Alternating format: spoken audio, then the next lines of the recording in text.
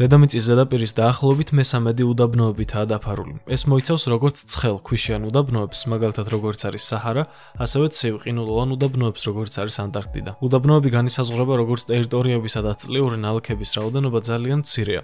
სწორედ ამიტომ ანტარქტიდაც უდაბნოთ ითვლება. ამ ყოველივეს ფონზე შეიძლება გაჩნდეს კითხვა: რა უნდა იყოს საინტერესო ქვიშის უდაბნოში? სინამდვილეში ეს ადგილები სავსეა ამოუხსნელი და იდუმალებით მოცული არტეფაქტებით თუ მოვლენებით. ამ ვიდეოში სწორედ ასეთ გასაოცარ აღმოჩენებს და მოვლენებზე მოგიყვებით. მაშასე, დავიწყოთ. ჩვენი პლანეტა არ გამოიყურებოდა ყოველთვის ისე, როგორცაც დღეს ვხედავთ გლობუსზე. უამრავი წლის წინ დედამიწაზე არსებობდა სუპერკონტინენტი პანგეა. პანგეა წარმოადგენდა დედამიწის თითქმის ყველა კონტინენტის ერთმთლიან მატერიკად გაერთიანებულ ფორმას. ეს უზარმაზარი კონტინენტი განფენილი იყო ეკვატორის გარშემო და მას გარს არტყამდა უძველესი ოკეანე, სახელად პანთალასა. პანგეას დაშლის შემდეგ თანამედროვე კონტინენტებმა, როგორც არის აფრიკა, ევრაზია, ამერიკა, ავსტრალია, ნელ-ნელა დაიწყეს მოძრაობა, რაც გეოლოგიურ პროცესს ტექტონიკური ფილების მოძრაობას უკავშირდებოდა. სწორედ ამ პროცესმა შექმნა დღევანდელი გეოგრაფიული განლაგება. შეიძლება ითქვას, რომ კონტინენტების დაყოფის პროცესი ძალიან ხანგრძლივია. ის ჩვენს დღეებშიც მიმდინარეობს, თუმცა ეს ყოველივე ძალიან ნელა ხდება და შეიძლება ადამიანის თვალისთვის არც ისე შესამჩნევი იყოს. მაგალითად, აფრიკის კონტინენტზე გაჩნდა უზარმაზარი ბზარი, რომელმაც როგორც ამბობენ, შესაძლოა კონტინენტის გაყოფაც გამოიწვიოს. აღმოსავლეთ აფრიკის რღვევის ხეობა არის ტექტონიკური ხაზი, სადაც დედამიწის ქერქი ნელ-ნელა იშლება. ეს პროცესი გამოწვეულია ეგრეთ წოდებული აფრიკის ფილტვის გაყოფით ორ ნაწილად. ეს არის ნუბიური ფილა, რომელიც მოიცავს კონტინენტის დასავლეთ ნაწილს და სომალური ფილა, რომელიც ნელ-ნელა მოძრაობს აღმოსავლეთით. 2018 წელს კენიაში ნაროკის რეგიონში გაჩნდა გიგანტური ბზარი, რომელმაც ადგილობრივებს დიდი სირთულეები შეუქმნა. ეს ბზარი რამდენიმე კილომეტრის სიგრძისაა, ხოლო სიღრმეში რამდენიმე ათეულ მეტრს აღწევს. ის წარმოიშვა როგორც ტექტონიკური ფილების მოძრაობის, ასევე მიწისქვეშა ვულკანური აქტივობების შედეგად. ეს რეგიონი მდიდარია ვულკანური ნაერთებით, რაც დედამიწის ქერქის დასუსტებას უწყობს ხელს. ბზარის გაფართოება ხდება ტექტონიკური ფილების დივერგენციის შედეგად, რაც ნიშნავს, რომ ფილები ნელ-ნელა ერთმანეთს შორდება. სომალური ფილა ყოველწლიურად დაახლოებით 2 სმ-ნახევრით მოძრაობს აღმოსავლეთით, ხოლო ნუბიური ფილა რჩება შედარებით სტატიკური. თუ ეს პროცესი გაგრძელდება, მეცნიერები ვარაუდობენ, რომ მილიონობით წლის შემდეგ აღმოსავლეთ აფრიკა შეიძლება სრულად გამოიყოს დანარჩენ კონტინენტს და შეიქმნას ახალი ოკეანეც. ეს ძალიან ჰგავს იმას, რაც მრავალი წლის წინ პანგეას დაშლის შედეგად მოხდა. ბზარების გაჩენამ უკვე შექმნა მნიშვნელოვანი გამოწვევები და პრობლემები ადგილობრივ მოსახლეობაში, რადგან ეს პროცესი გავლენას ახდენს ინფრასტრუქტურაზე, საცხოვრებელ ადგილებზე და სოფლის მეურნეობაზე. თუმცა ეს მოვლენა ტურისტებისთვის და გეოლოგებისთვის ინტერესის მთავარ ობიექტად რჩება. ხვლიკებით, გველებით და აქლემებით უდაბნოში ვერავის გაოცებ, მაგრამ პატარა თევზების მდინარე მართლაც უნიკალური მოვლენაა. ეს ერთი შეხედვით დაუჯერებელიც კია. ამ ვიდეოს ავტორმა დაწერა, რომ თვალებს არ უჯერებდა, როცა უამრავი თევზი ერთად დაინახა. ეს გასაოცარი მომენტია, რომლის ახსნაც არც ისე მარტივია ერთი შეხედვით. ავტორმა დაწერა, რომ ამან მას ბიბლიური 10 სასჯელი გაახსენა, რომელიც ღმერთმა ეგვიპტეს დაატეხა თავს. ეს ყველაფერი პაკისტანში მოხდა. პაკისტანში 2022 წელს ძლიერი წყალდიდობის შედეგად, რომლებიც გამოწვეული იყო უხვი ნალექებით, ქვეყნის სხვადასხვა რეგიონში, მათ შორის უდაბნოს ტერიტორიებზე, წყლის დონე მნიშვნელოვნად მოიმატა. ამ მოვლენამ გამოიწვია დროებითი წყლების ნაკადების წარმოქმნა, რომლებშიც თევზები გამოჩნდნენ. ეს ფენომენი შეიძლება აიხსნას იმით, რომ წყალდიდობებმა დატბორა მდინარეების მიმდებარე ტერიტორიები და თევზები გადაადგილდნენ ახალ დროებით წყლის აუზებში. ასევე შესაძლოა, რომ ზოგიერთი თევზის ქვირითი, რომელიც ადრე ნიადაგში იყო, წყლის მოსვლასთან ერთად გამოიჩეკა. ეს მოვლენები აჩვენებს, თუ როგორ შეუძლია ბუნებრივ კატასტროფებს შეცვალოს ეკოსისტემა და წარმოქმნას უჩვეულო გარემოებები, როგორიცაა თევზების გამოჩენა ის ადგილებში, სადაც ისინი ჩვეულებრივად არ გვხვდებიან. შრი იანტრა, ასევე ცნობილი როგორც შრი ჩაკრა, არის გეომეტრიული სიმბოლო, რომელიც გამოიყენება ინდუისტურ ტრადიციებში მედიტაციის, სულიერი ზრდისა და ენერგიის ჰარმონიზაციისთვის. ის ითვლება ერთ-ერთ ყველაზე წმინდა და ძლიერ იანტრად, ანუ სულიერ დიაგრამად. და ასოცირდება ჰინდუ დევთან, რომელიც სიმდიდრის, კეთილდღეობის და სულიერი სიბრძნის სიმბოლოებად განიხილება. რატომ გიყვებით ახლა ამას? იმიტომ რომ ესეც უდაბნოს აღმოჩენებს ეხება. 1990 წლის აგვისტოში ვაშინგტონში პრისტლეიქის ბუნებრივი ტერიტორიის უდაბნოში ავიაციის პილოტებმა აღმოაჩინეს უზარმაზარი სრულყოფილი შრი იანტრას გამოსახულება. ეს გეომეტრიული დიზაინი მიწაზე შესრულებული იყო დაახლოებით 13.3 კვადრატულ მილზე. ის იდეალურად გადმოსცემდა შრი იანტრის რთულ და სიმეტრიულ სტრუქტურას. გამოსახულება შესრულებული იყო 10 ინჩის სიღრმეზე და ხაზები ჩვეულებრივზე ზუსტი იყო. მისი დიამეტრი დაახლოებით 122 მეტრი იყო. როგორც წესი, თავიდანვე პირველივე ვარაუდები იყო ის, რომ ეს უცხო პლანეტელებმა შექმნეს ან რაღაც სულიერმა ძალებმა, თუმცა მოგვიანებით გაირკვა, რომ ეს იყო ადამიანის ხელით შექმნილი პროექტი. ბილი ვითერსპუნმა აღიარა, რომ შრიანტრა შექმნა რამდენიმე მეგობართან ერთად. მათ მიზნად ჰქონდათ გეომეტრიული დიზაინის სულიერი სიმბოლოს დახატვა უდაბნოს ტერიტორიაზე. დღეს შრიანტრას გამოსახულება ბუნებრივად გაქრა, რადგან ტერიტორია აღადგინეს, თუმცა მისი ისტორიები და ფოტოები ჯერ კიდევ ინარჩუნებს იდუმალობას და ინტერესს. ნამიბიის ფერიების წრეები. ეს არის ერთ-ერთი ყველაზე იდუმალი და გამორჩეული ბუნებრივი ფენომენი. ეს წრეები ფართოდ ხდება ნამიბიის უდაბნოში და მიიჩნევა მსოფლიოში ერთ-ერთ ყველაზე უნიკალურ ბუნებრივ ფენომენად. ფერიების წრეები არის მრგვალი, მცენარეებით უხვად გარშემორტყმული შიშველი ქვიშის ადგილები, რომლებიც უდაბნოს ლანდშაფტს არაორდინალურ იერს აძლევს. თითოეული წრე ზომით რამდენიმე მეტრიდან შეიძლება 20 მეტრამდე დიამეტრის იყოს. ფერიების წრეების წარმოშობის შესახებ უამრავი თეორია არსებობს, თუმცა ორი ყველაზე მთავარი ჰიპოთეზაა. მეცნიერები თვლიან, რომ წრეები შესაძლოა ტერმიტების მუშაობის შედეგი იყოს და ტერმიტები ნიადაგში აშენებენ სისტემას, რომელიც წყლის კონცენტრირებას უწყობს ხელს და ეს იწვევს მცენარეების განსხვავებულ განაწილებას. სხვა თეორიის თანახმად, მცენარეებს შორის წყლის რესურსებზე მიმდინარეობს ბუნებრივი კონკურენცია, რაც ქმნის ასეთ უნიკალურ ფორმებს. ფერიების წრეები ასახავს ბუნების თვითორგანიზების უნარს, რაც ეკოლოგებს და გეოლოგებს დიდად აინტერესებთ. ეს ადგილი ტურისტებისთვისაც გამორჩეულია, რადგან წრეების ნახვა შორიდან საოცარ თითქმის არამიწიერ სანახაობას ქმნის. ადგილობრივი ხალხისთვის, რომელსაც ჰიმბატომი ჰქვია, ფერიების წრეები სულიერი და მითოლოგიური დატვირთვის არის. მათთვის ეს არის ღმერთების ნაკვალევი ან ფერიების ცეკვის ადგილი. სწორედ აქედან გამომდინარე დაარქვეს მას ეს სახელიც. ნამიბიის ფერიების წრეები დღემდე რჩება სამეცნიერო კვლევის და ტურისტული ინტერესის საგნად. ეს უნიკალური ფენომენი ბუნების გამორჩეულობას და დედამიწის საოცარ მრავალფეროვნებას ასახავს. ქალაქი მოჩვენება. ნამიბიაში უდაბნოს შუაგულში მდებარეობს კოლმანსკოპი, ერთდროს აყვავებული სამთო დასახლება, ხოლო ახლა მიტოვებული ქალაქი მოჩვენება, რომელიც ბუნებამ თითქმის მთლიანად ქვიშით დაფარა. მისი ისტორია 1908 წელს იწყება, როდესაც გერმანელებმა აქ შემთხვევით აღმოაჩინეს ალმასები. ამ აღმოჩენამ დიდი ალმასის ციებ-ცხელობა გამოიწვია, რაც ნამიბიის უდაბნოში უამრავ ადამიანს იზიდავდა. რამდენიმე წელიწადში კოლმანსკოპი გადაიქცა მდიდრულ დასახლებად, რომელიც თანამედროვე ევროპული ქალაქის მინიატურული ვერსია იყო. აქ იყო ევროპული სტილის ვილები, თეატრი, კაფეები, სარეცხის ქარხნები და საავადმყოფოც კი, სადაც პირველი რენტგენის აპარატიც კი მიიტანეს აფრიკაში. თუმცა 1920-იანი წლებისთვის ალმასების მარაგი ნელ-ნელა ამოიწურა. სულ 12 წელიწადში მოსახლეობამ გააქრო იქ ალმასი. როდესაც სამხრეთი ორმანშას მახლობლად აღმოაჩინეს ახალი, უფრო მდიდარი ალმასების საბადოები, მოსახლეობამ ქალაქის დატოვება დაიწყო და 1956 წელს კოლმანსკოპი საბოლოოდ მიტოვებული გახდა. დღეს ქალაქი თითქმის მთლიანად ქვიშით არის დაფარული. დიუნების შენობებშია შეჭრილი და ოთახები თითქმის მთლიანად ქვიშაშია ჩაფლული. დიუნი ქვიშიანი ბორცვი ან ბორცვებია, რომელიც წარმოიქმნება მცენარეულობით გაუმაგრებელ ქვიშიან ზედაპირზე ზღვის ტბის ან მდინარის ქვიშიან სანაპიროებზე.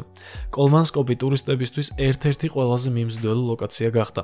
განსაკუთრებით ფოტოგრაფებისთვის, რადგან მისი სურეალისტური გარემო უნიკალურ სანახაობებს ქმნის.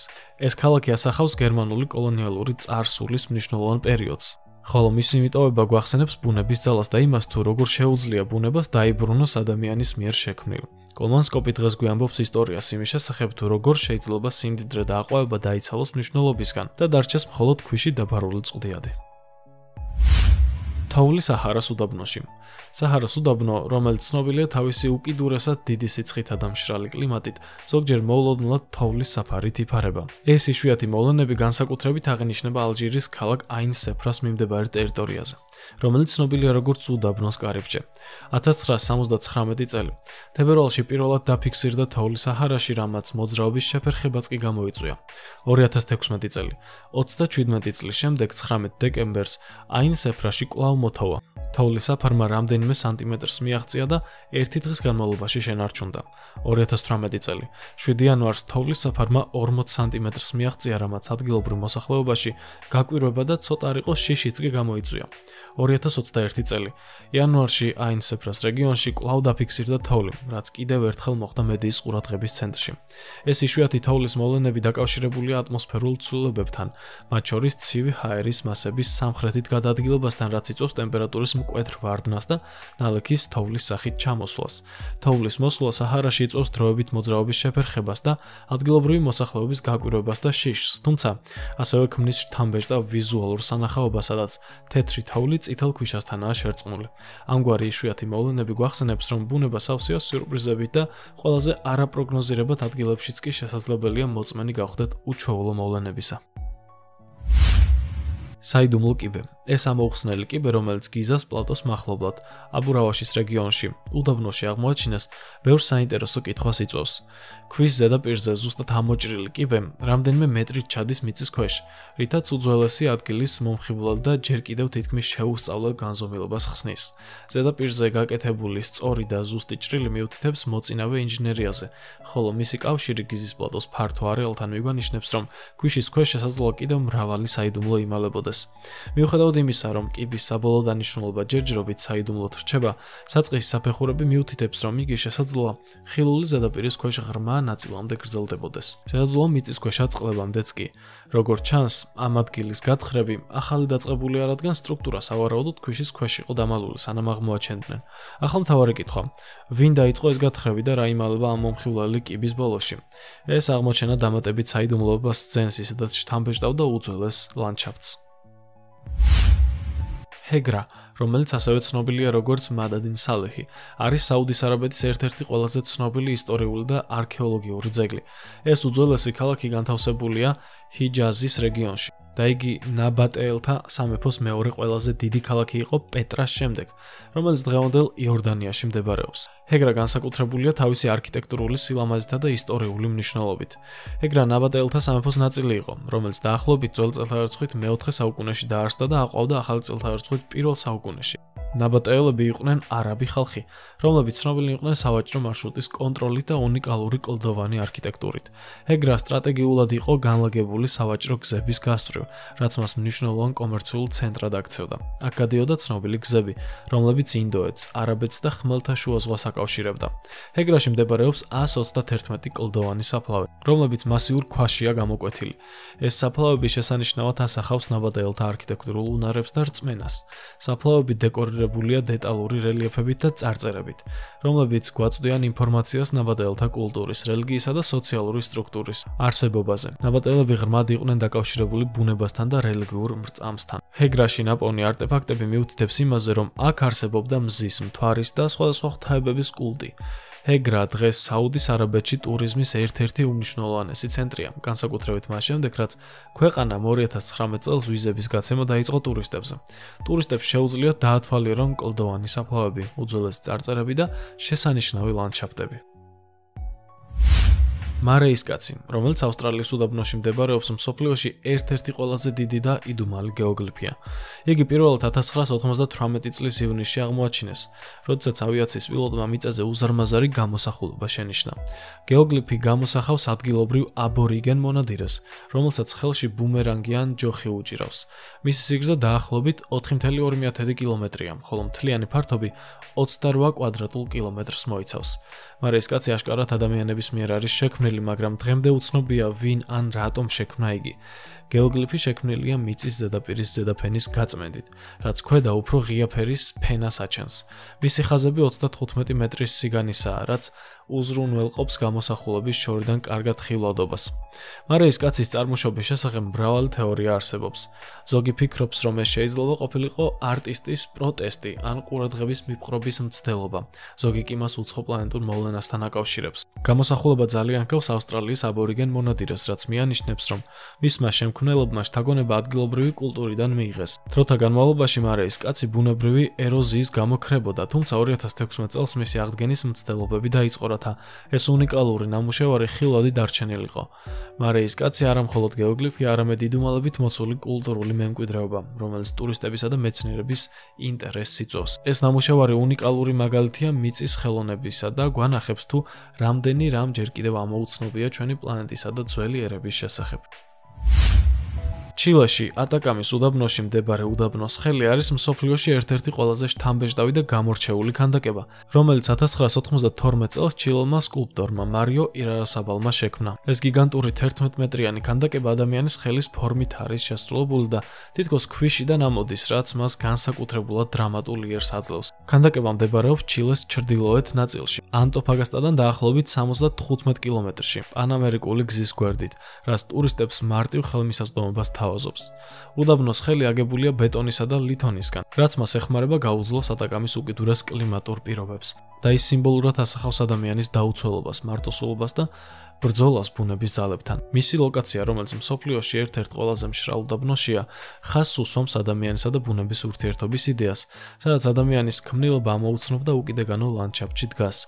ქანდაკება ტურისტებისთვის მნიშვნელოვან ადგილად იქცა, რაც ჩილეს კულტურულ მემკვიდრეობას კიდევ უფრო ამდიდრებს. მისი შთამბეჭდავი ზომა და ემოციური სიმბოლიკა დამთვალიერებლებს აღაფრთოვანებს, ხოლო მის ფონზე გადაღებული ფოტოები მთელ მსოფლიოში სოციალურ ქსელებში ვრცელდება. მიუხედავად პოპულარობისა, უდაბნოს ხელზე გრაფიტის ფორმით ვანდალიზმის შემთხვევები ძალიან ხშირად ფიქსირდება.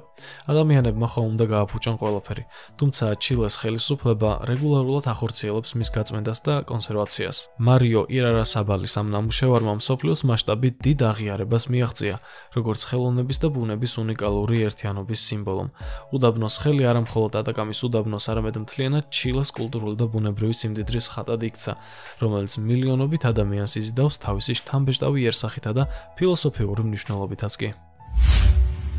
უძველესი ადამიანი. ნიუ-მექსიკოში ვაიტ-სენსის ეროვნულ პარკში აღმოჩენილი ადამიანის ნაკვალევი, რომელიც 1000 წლეულებს ითვლის, წარმოადგენს ერთ-ერთ ყველაზე მნიშვნელოვან არქეოლოგიურ აღმოჩენას, რომელიც ცვლის ჩვენს წარმოდგენას ამერიკის კონტინენტზე ადრეული ადამიანის არსებობის შესახებ. ეს ნაკვალევი დაფიქსირდა მშრალი ტბის ფსკერზე, სადაც ტალახში ჩაჭედილი ნაბიჯები 1000 წლეულების განმავლობაში შენარჩუნდა. მეცნიერებმა რადიოკარბონული დათვალიერების შემდეგ დაადგინეს, რომ ადამიანები ამერიკაში ყინულის ხანის პერიოდში ცხოვრობდნენ, რაც 1000-ობით წლით ადრეა, ვიდრე აქამდე ითვლებოდა. ნაკვალევის განლაგება მიუთითებს, რომ იქ მოზარდები და ბავშვები იმყოფებოდნენ, რაც გვაძლევს წარმოდგენას მათი ყოველდღიური ცხოვრების, სოციალური ქცევისა და საქმიანობის შესახებ. მათი თანაარსებობა მამონტებთან და გიგანტურ ზარმაცებთანაც კი. ეს ყოველივე კი იმას მიანიშნებს, რომ ისინი ადაპტირდნენ იმ პერიოდის მკაცრ გარემოში. ეს აღმოჩენა განსაკუთრებით მნიშვნელოვანია, რადგან ადამიანის განვითარებას და მიგრაციის შესწავლას დიდ მნიშვნელობას ანიჭებს, რადგან მანამდე ფიქრობდნენ, რომ ადამიანები ამერიკაში ბერინგის სრუტის გავლით მოვიდნენ. ვაიტ-სენსის ნაკვალევი არა მხოლოდ ამერიკის კონტინენტზე ადრეული ადამიანების ისტორიის გადახედვას მოითხოვს, არამედ გვიჩვენებს, როგორ შეძლეს მათ გადარჩენა და ადაპტაცია ყინულის ხანის მკაცრ პირობებში. ეს ნამარხები უმნიშვნელოვანეს ინფორმაციას გვაწვდიან ჩვენი წინაპრების ცხოვრების, კლიმატური პირობების და ეკოლოგიური გარემოს შესახებ, რაშიც ისინი ცხოვრობდნენ.